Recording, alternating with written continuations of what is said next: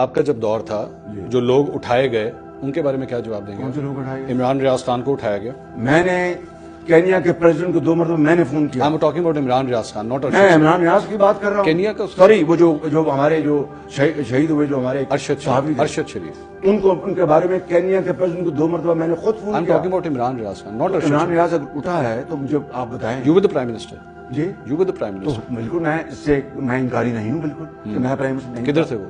مجھے نہیں پتا کہاں تھے, لیکن وہ بہرحال وہ ریکور اسی زمانے میں ہو گئے تھے. یہ تو میں اسی زمانے میں ہو گئے. ایک جرنلسٹ غائب ہو رہا ہے سر آپ کے دور میں. میرے زمانے میں تو ایک ہوا نا. ایک نہیں ہوا, لوگوں کو نوکریوں سے نکالا گیا. وہ واپس آ گئے. آپ نے دیکھا کس حالت میں آئے؟ وہ واپس آ گئے. آپ نے دیکھا؟ نہیں وہ تو اب آئے نا. He could not even speak properly. اس وقت وہ واپس آ گئے تھے. میرے زمانے میں واپس آ گئے تھے.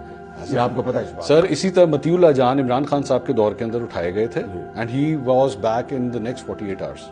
ٹھیک ہے, لیکن آپ کے دور میں اٹھایا ہوا بندہ جو ہے وہ 2 مہینے کے بعد جا کے واپس. اس کا مطلب کہ میں عمران خان جلدی چھوڑتا تھا, میں لیٹ چھوڑتا تھا. مجھے نہیں پتا. میں کہہ رہا ہوں کہ آپ ایکولس پہ آ گئے. میں یہ کہہ رہا ہوں. پوائنٹ یہ ہے کہ وہ شخص جو اپنے آپ کو اوتار سمجھتا تھا اور مساق مدینہ کی بات کرتا تھا, ریاست مدینہ کی بات کرتا تھا, وہ بدترین خائن نکلا, بدترین, اور اس نے اس ملک کو برباد کر دیا. اس ملک کی جو کروڑوں جو ہمارے نوجوان بچے اور بچیاں ہیں ان کو غلط راہ پر لگانے کی اس نے ایک بھیانک سازش کی. میں آپ سے آج ہمیں ان کو آپ سے سوال کر رہا ہوں, آپ عمران خان پہ ڈال رہے ہیں. بیکاز ملک کی خرابی کس نے کی؟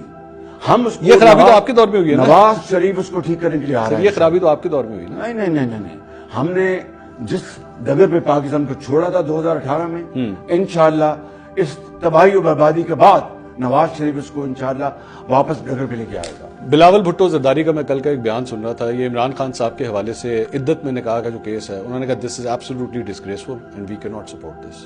آپ کا اس پہ کیا سٹانس؟ میں اس بارے میں کچھ نہیں کہوں گا, یہ عدالت کا فیصلہ ہے. I will not. You will not condemn it. You will not condemn. I will not interfere in this. یہ عدالت کا فیصلہ. I will not interfere. The reason I'm asking this is کہ یہ اتنے پرسنل لیول پہ چلا گیا ہے. جی. It was shameful. میں آپ کو absolutely shameful. آپ اس جج کا انٹرویو کریں.